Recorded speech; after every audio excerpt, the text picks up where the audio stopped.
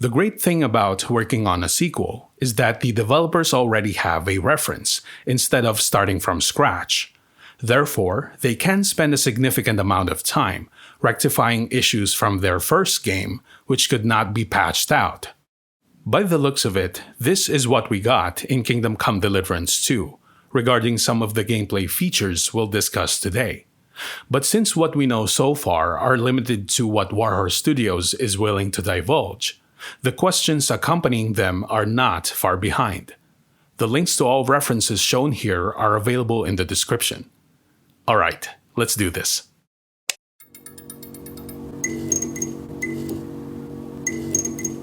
One of the things we'll eventually find out as our character gets stronger in the first game is that equipment management is severely lacking.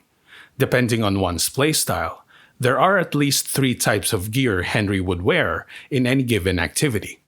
First is a civilian attire, regardless if you prefer something posh or more casual.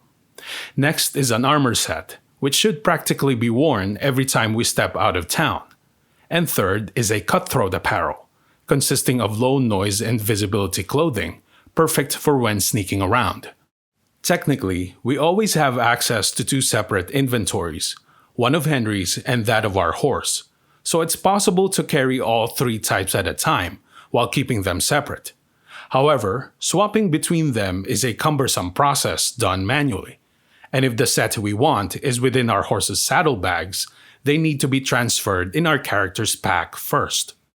To make things worse, we also have to be mindful when picking up loot, because they'll be mixed in with the others, which means if we haven't memorized those ones we're using, selling them by accident can happen. So it's a good thing that in KCD2, we now have the capability to tag equipment as part of a group per piece.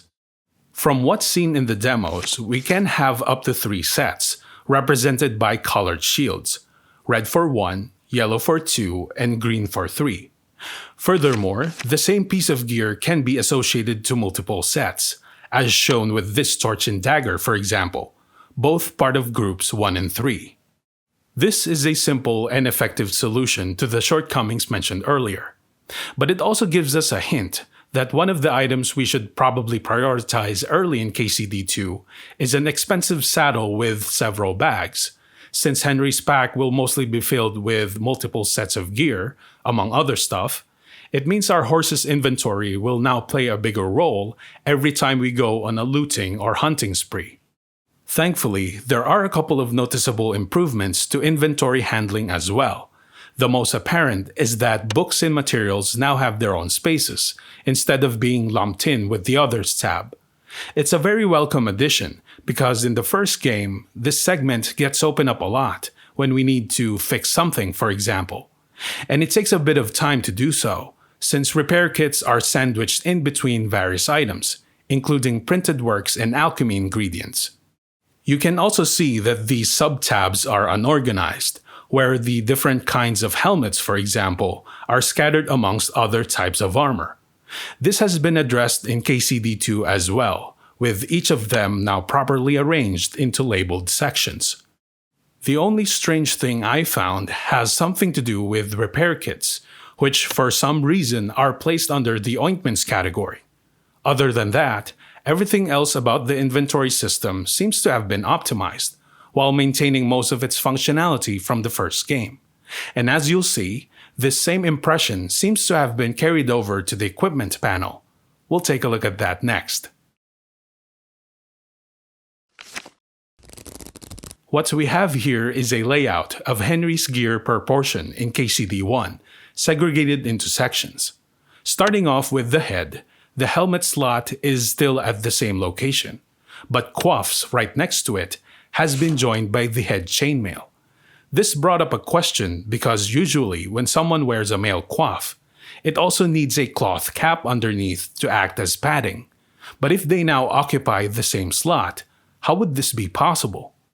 A simple solution Warhorse Studios might have done is we'll get to wear soft headgear separately, but those made of mail will now come with its own cushion, as shown here in one of the trailers. I also suspect a similar treatment has been done to leg chainmail, which is now joined by the hose. Meanwhile, Neck chain has been pushed downwards by one row to make room for two new items. Hoods, which used to be part of outer garments, now occupy the left slot, while chainmail collar has been dislodged from head chainmail and now sits right below it. We can also see spurs have been transferred to the right of boots, which makes a lot of sense to complete the leg section. At the same time, ring has been moved beside the neck chain, and it's very curious how there's only one slot for this kind of accessory, when at one point in the official showcase, Henry can be spotted wearing 7 of them at a time. My best guess is some of the rings in-game probably come in sets, or perhaps more than one can be tagged within the same notch. As for his arms, the position of gloves and arm armor have been retained, while the left and right sides of those assigned to the body have been swapped for some reason. Since KCD2 will allow us to quickly switch between weapons, it makes sense to increase this beyond one melee and ranged weapon only, so it's been expanded to 4 paired slots. The amount of weapons we'll get to equip is determined by a belt's capacity, located on top of them, right next to the slot reserved for daggers. A similar implementation to consumables has been applied on the lower right side, which also has a maximum of 4 slots, and the quantity we can prepare depends on how much can be carried by our pouch, positioned alongside the torch. I would really like to know how quick swapping between weapons would work out, because equipping a sword and shield on our belt is one thing, but having a siege crossbow, which are quite heavy in real life on slot number 2, is another. How occupying all 4 slots affect Henry's movement speed needs to be tested, especially now where the caps on character stats have been raised to at least level 30, the highest observed value currently. So it would be interesting how these factors affect encumbrance overall. That's one unanswered question, and another was raised up very recently, which has something to do with mounted combat. Even though there's no answer to this other query just yet, there were several interesting things found around it. In the previous video, somebody left a comment wondering if we'll get to see enemies on horseback.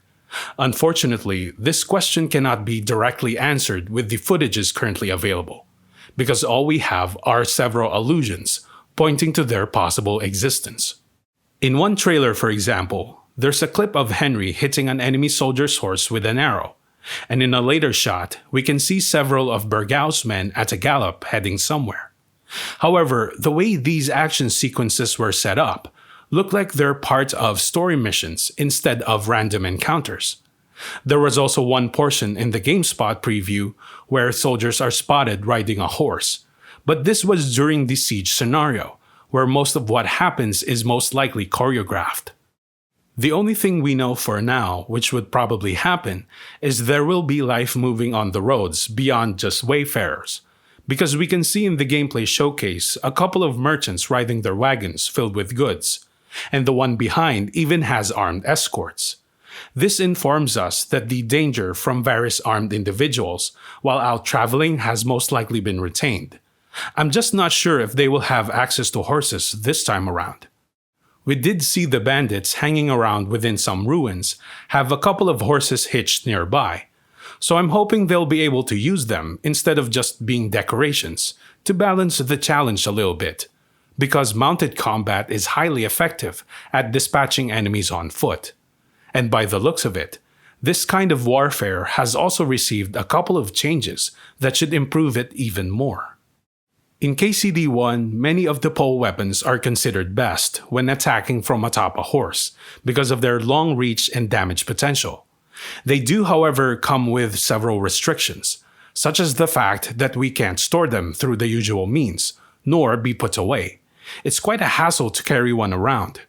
But in the gameplay preview during the siege scenario, Henry can be seen grabbing such a weapon and is immediately stored afterwards.